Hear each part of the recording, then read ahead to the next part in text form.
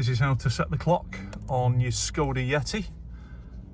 This will do the dash here and it'll do the front of the radio as well. We're just going to be using the little squares button on the right, on the left hand side, and the double O on the right hand side.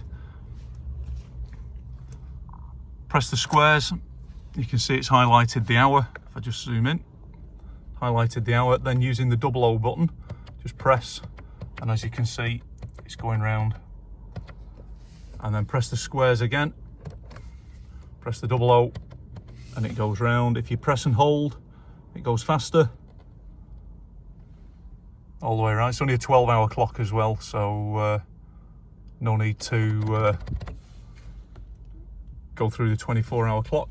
Press the squares again, that's that reset. Pop the ignition on, and 11:54 and 11:54. There we go, that's all there is to it. Thanks for watching, like and subscribe.